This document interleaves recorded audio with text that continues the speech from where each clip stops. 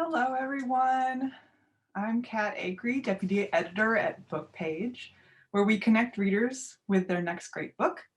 Welcome to a new installment of our live author interview series. I'm beyond excited to be joined today by Uzma Jalaluddin, author of Hanahan Carries On. Did I get it? Yeah, Okay. you got it. You got it. Sorry. We practiced this. I'm sorry. Thank you so much for being here today. How are you? I'm great. I'm so excited to be doing this. Thank you so much for inviting me. So we were talking about this just before, about how much I enjoyed rewatching You've Got Mail as important research for this event, because your latest novel is a reimagining of that classic 90s rom-com, but instead with competing halal restaurants in a Muslim community in Toronto. It's so clever and so fun. The romance is so sweet. And Hannah, our hero, she's such an inspiration.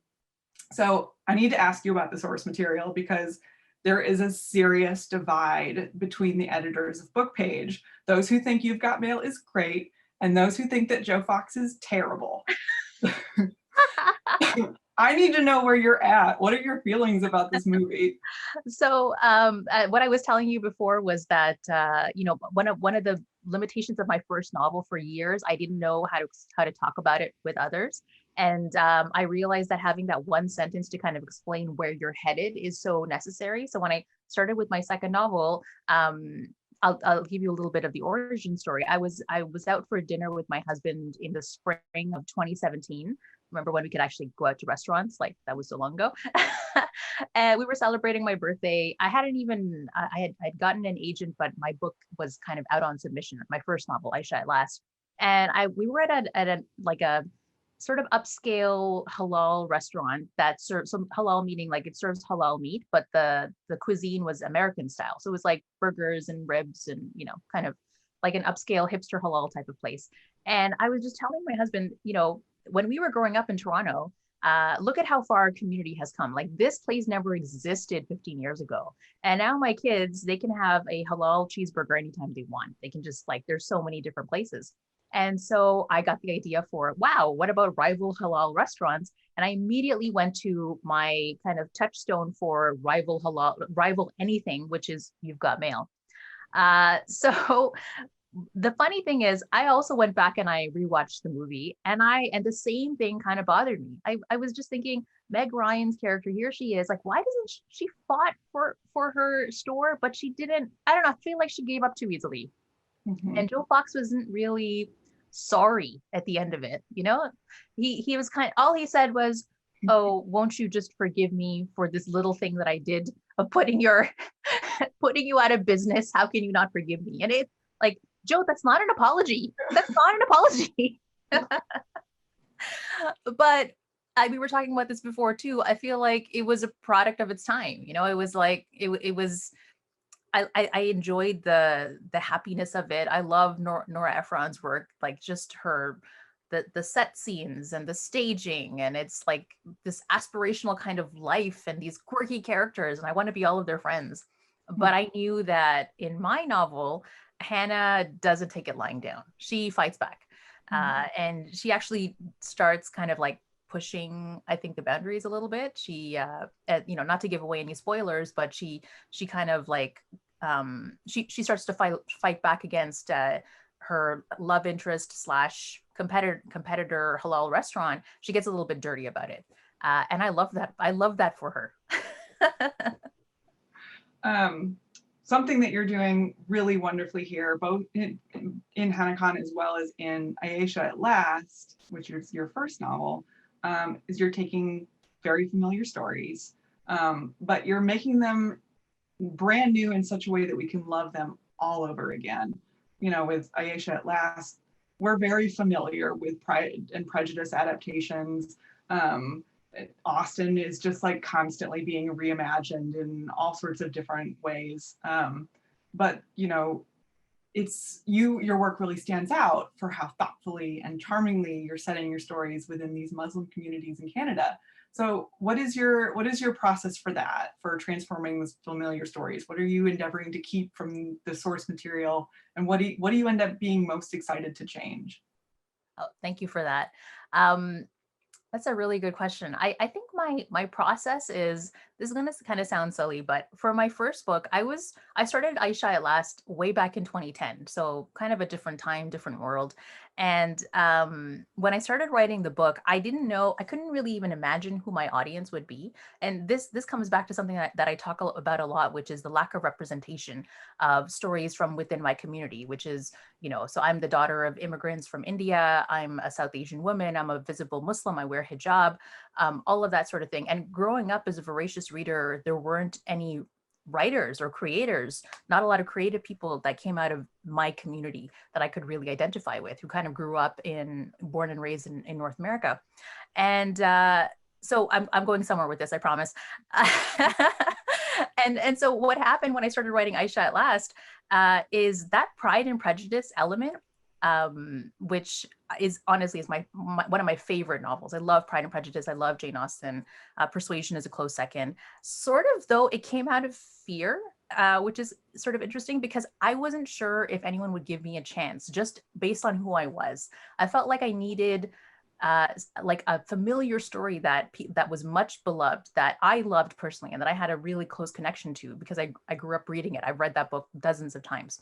And so when I wrote Aisha at Last, I thought, I don't know who's going to take a chance on some random Muslim, South Asian immigrant, daughter of immigrant story. But if I package it as a Pride and Prejudice retelling, maybe I'll get my foot in the door. We were talking about Disney Plus a couple of minutes ago and how Disney Plus is one of those subscription services that just keeps kind of reeling you in. Like my entry point was Hamilton, but here I am almost a year later, I'm still paying every month for Disney Plus because they started with Hamilton, but they kept me with WandaVision and they kept me with, some of the other movies that are there. So I guess I'm the Disney Plus of writers, where I love that. I You're really so went, right. yeah. And then my process of writing and is, I knew that if I was going to do Pride and Prejudice, I'd have to keep those scenes that, again, I'm coming from this not just as a writer but as a fan of Austen. So those key scenes that I always look for in every adaptation, which is the meet cute, right? Like when Darcy insults Elizabeth and says, "Oh, she's not handsome enough to tempt me." And then, of course, the botched proposal scene. I love the story of Lydia and Wickham, so I had to include that. And so, and it was the same thing with You've Got Mail and Hannah Khan. I was like, what do I love about You've Got Mail? And so it's a process of like, I'm a writer. I'm always in my feelings. I'm always, thinking about things way too much and writing stuff down. But it was just really like kind of trickling down, what are the major elements that keep me rewatching this movie, even though it was made in 1998. I've been watching it for how many years, and then trying to apply that and having a little twist to it. And I think it really helps that I'm a Muslim writer. Like I'm deeply embedded in my community, so I know what translates well. So I know the stuff like from Pride and Prejudice, the stuff that translated so well was the world of like suitors and rishtas, which are like proposals and sort of like what does arranged marriage look like in the 21st century. And are we in the 21st century? Yes, we are. So what does that look like? And I think that helps, right? Like I'm deeply rooted in this, in sort of like a couple of different worlds. So that intersectionality helps me tell those stories a little bit with a different perspective. And I'm so happy that it's resonated with other readers. It makes me so thrilled as a writer. One of the things that personally I was most excited about with Hannah Khan was that it went deeper into a lot of things, which is what you're talking about. And You've Got Mail, it's just kind of surface level, kind of movie. But one of the things that I felt like you developed and updated in really cool ways was the use of technology, which is kind of a dry subject if you bring it up, like, let's talk about technology. But Hannah has this anonymous podcast and she's got this anonymous guy who's leaving comments on there, but she's also dealing with like social media and rumors, a video that goes viral, and then there's like this whole online messiness around the restaurant war. So I would love to hear your thoughts on exploring the internet as a place where someone can be both anonymous or can choose to be visible within your novel. Yeah, that's such a great point. And I think going into it thematically, I knew that this was going to be a book about, and I think I'm obsessed with this topic is just appearances, right? So like what do other people see when they look at someone? This was one of the things that I ruminated a lot about in Aisha at last, and I'm doing the same thing in Hannah Khan, is outward appearance, inner appearance. How do you see the world? How does the world see you? And that's kind of wrapped up a lot of it in the internet, because the internet is a world of worlds, right? Like it's a universe unto itself, but it still interacts with the outside world. So Hannah Khan has the world of the Golden Crescent, which is the neighborhood where the book is set. And then she has sort of the outer world of Toronto, the big teeming metropolis that the city is. It's the largest city in Canada. And then even within that, it's the world of this online anonymous podcast that she's building. And I think one of the things that I'm always really fascinated by is the idea of community. Where do we find community? What does that community mean to us? How can it influence us in good ways and in bad ways? And Hannah certainly has multiple different types of community. One of the things about the podcast that I'm a fan of podcasts. That's where all of that came from. I listen to podcasts all the time. When I'm cooking, when I'm driving, any type of chores, I've always got something plugged in. And what I love about the audio storytelling form is just the freedom of it. So Hannah is always really aware of perception. So how is she perceived by others? And a lot of that is sort of filtered through the lens of like, she's a visible hijabi Muslim woman, and she wants to agitate and tell these certain types of stories that keep getting shot down at her radio broadcaster. And so that's what audio storytelling does. Like, it strips away the physicality of how someone looks. All you hear is their voice, their intonation, the way that they emphasize certain things. No one's really judging her for the way that she looks. So that was one part of it. And then, like there's a viral video. I was trying to just reflect the reality of someone her age. She's 24 years old. She's very much Generation Z. Mm-hmm. And what does that look like? Her life is kind of fractured through these different lenses of like her real world, the internet world, her community, her outside world. And I find it fascinating. Like, where is community? Where do you find community? How does that influence you? I feel that myself. Like, I'm on Twitter, I'm on Instagram. I don't know. Where are my people? They're everywhere.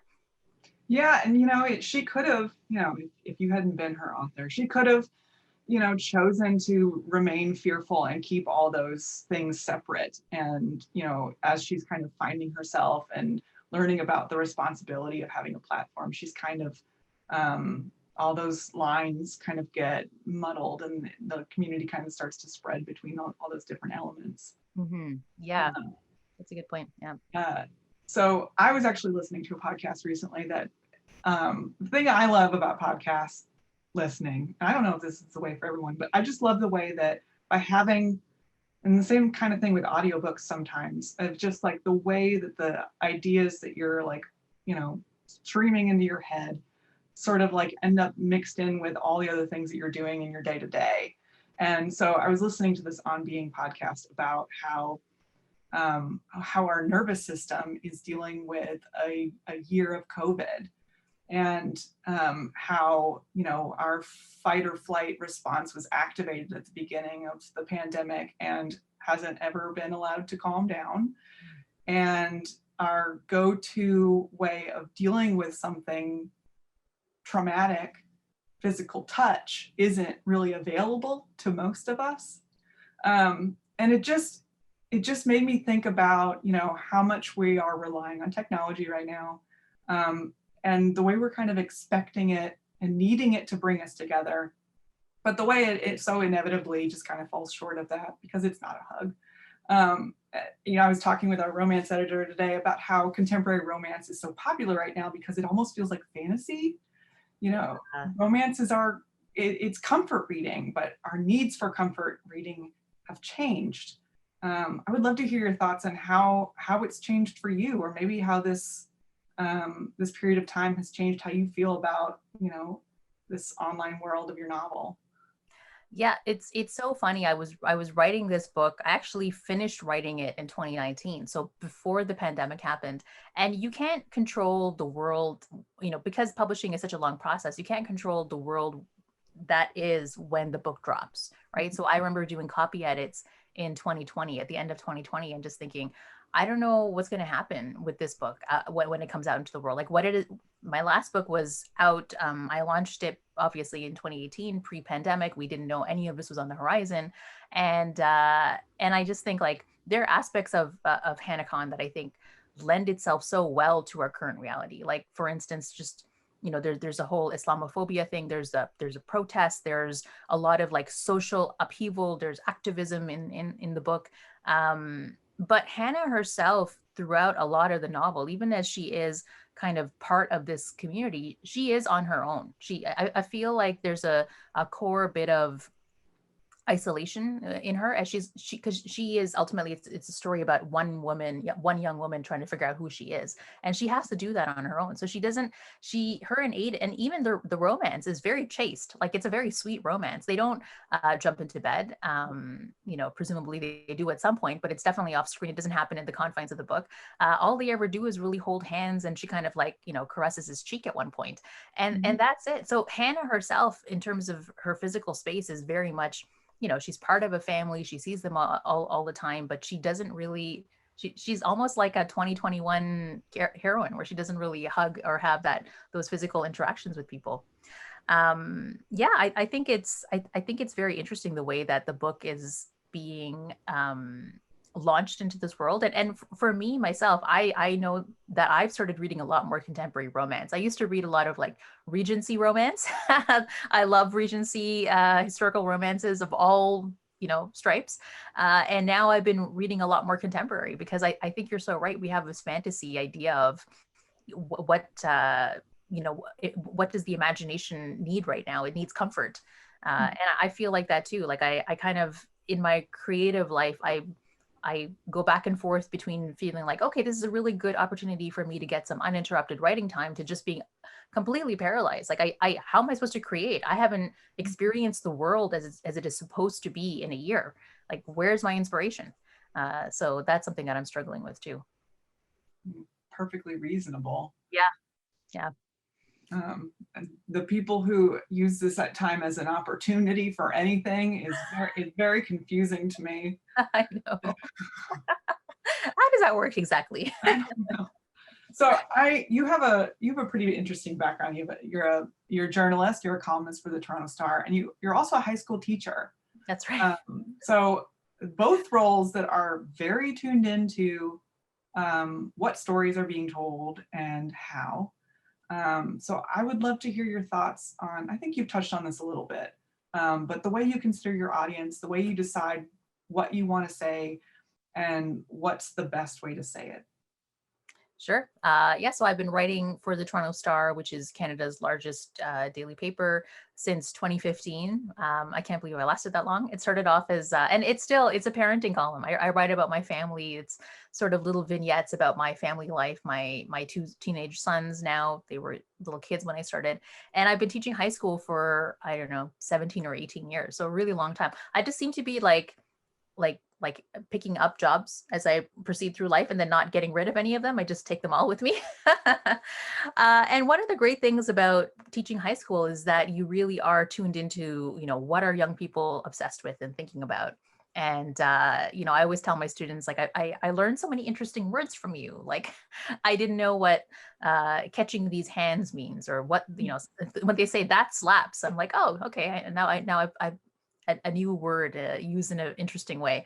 And then when I'm writing my column, because it comes out every 2 weeks, I'm a freelancer, and every 2 weeks I have to think about like what is happening in the world right now that I think will be relatable to the readers of the Toronto Star newspaper, and specifically my column. So they're probably going to be parents. So I feel like I'm tuned into these two very different worlds. And in a way, like it's been hard to come up with new topics during the pandemic. I did a lot of pandemic writing, a lot of sort of like, oh no, what am I going to cook for dinner today? Let me write about that. And, that's that type of thing. And then my teaching has evolved at the same time, because I'm teaching completely online this year. And I never thought that I had this sort of job that I could do from my office, and yet I'm communicating with students. And in Ontario, at least, they don't have to keep their camera on, so their cameras are off, they're muted, and it's almost like, ironically, I feel like Hannah, like I'm putting on a podcast every single day where I'm like, okay, here's your English class lesson for the day. This is what we're going to be doing. So so many ironies rolled into one in my present reality, and I'm sure a lot of people can relate to this too. So one of my favorite characters in this book is his aunt, who shows up, and it's not clear for a very long time, why she showed up, but she's just enigmatic, and she's got such a little edge to her, and she's such a joy. She ends up inspiring Hannah when Hannah's kind of figuring out what kind of stories she wants to tell, and it's sort of inspired by her aunt. I would love to know, do you have any family members like that have inspired you to tell stories, or I guess even more broadly, who inspires you in your life? Yeah, I come from a family of verbal storytellers. Like, I remember growing up and hearing stories, like basically sitting outside in our backyard deck, and my mom and my uncle and my extended family just sharing stories from back home in Hyderabad, India. Like, what was it like growing up, and what was it like when they first moved to Canada?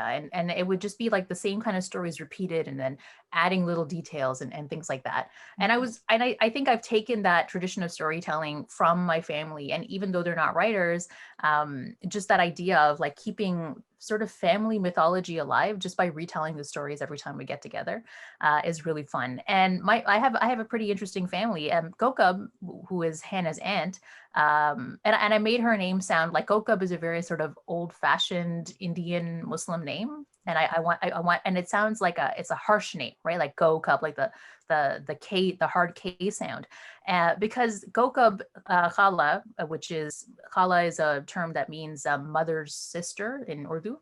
It's an honorific title, like aunt and uncle. So Kokab Khala is someone who's sarcastic and acerbic, and she's just got so many like hard edges, and yet that she's really sweet and soft on the inside. She's inspired by a real person. She's inspired by this family story that I was told growing up. No spoilers, but she's my great aunt. So my mother's aunt, and I never met this woman who lived in India, and we're talking like the 1940s, 1950s.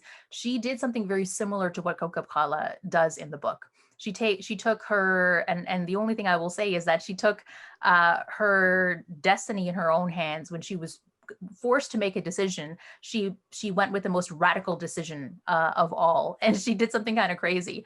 And her nickname is Bari Billy, which in Urdu means big cat, because she did something very similar to what Kokab Khala did. And I thought, when my mom told me this story, I think I was a teenager, and I think I just kind of kept it in the back of my mind, like, I'm gonna use this somewhere. And this story has just stayed with me for decades. And I'm so glad that I found the perfect character to put this in Kokab. And to be honest, I just come from, a lot of women in my family are, very opinionated, very loud, very, very stubborn, hot-headed, like all of this thing. And I wanted to show through the women in Hannah Khan's family that, to kind of push back against the stereotype about Asian women being quiet and submissive. It's like, I don't know any woman like that. Everyone I know is like a pain in the ass. Oh my gosh.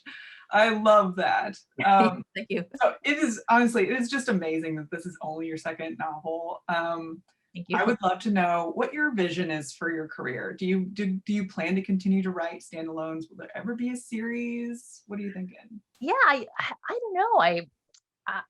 To be honest, a lot of this is just, I still feel so new. I feel like I'm just kind of tiptoeing into this career, and or I guess in some ways I'm diving headlong into it.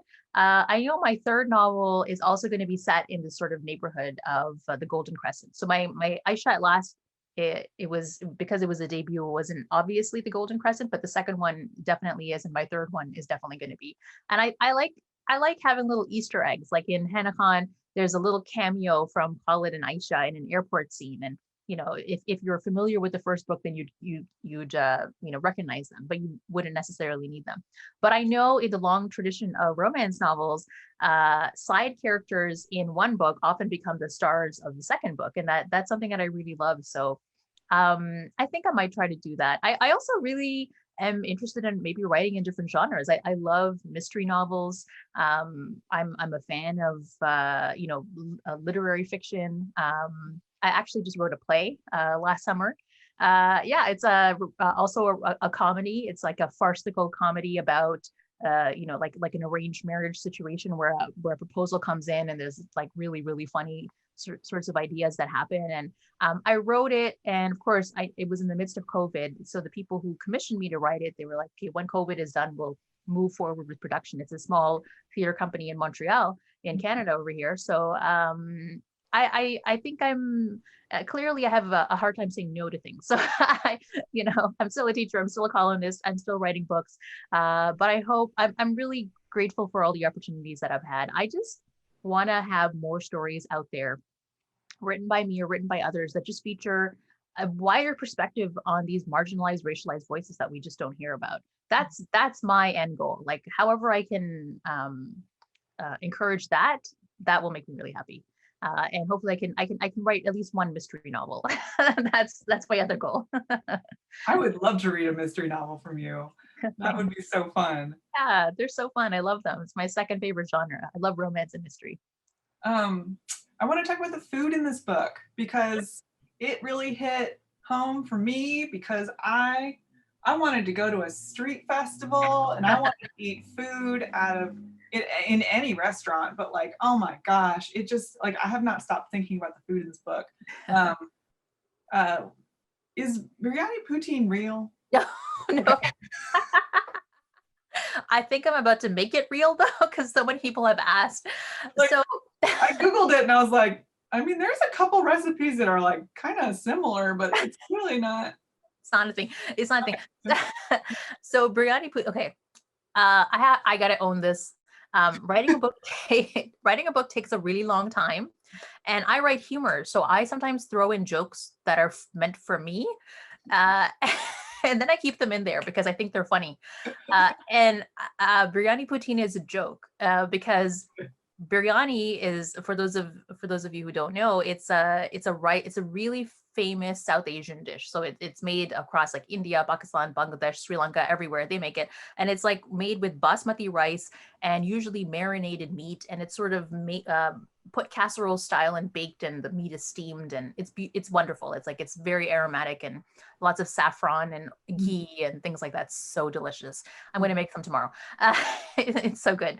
And then poutine is a regional Canadian dish. It's a Quebecois dish that's French fries, gravy, and cheese curds. And then it's not like putting the two, it's weird. Rice, gravy, French fries. And even Hannah says nobody likes this except for me. Yeah. The customers complain. My mom had to take it off the menu. And I thought it would be so funny because that's Hannah. She is biryani and she's poutine. She's Indian, she's Canadian, she's all of these different flavors all mixed up together.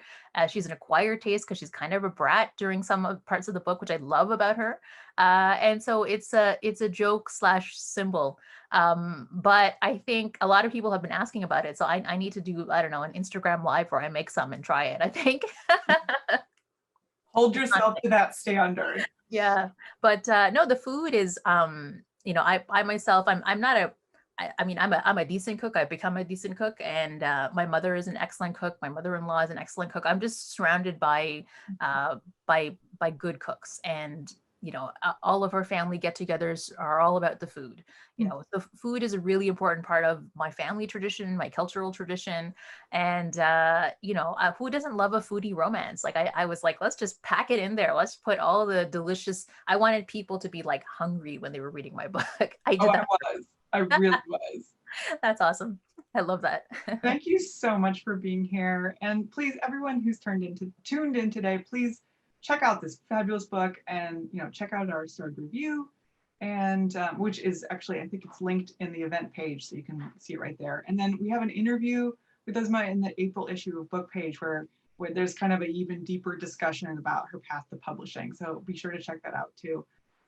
Thank you so much. Thank you. And thank you, Kat. This was great. Thank you, Trisha. And thank you, BookPage. Really appreciate all your support. Stay safe. And hopefully one day I will come to Nashville. I hope so. Definitely. All right. Take care. Bye.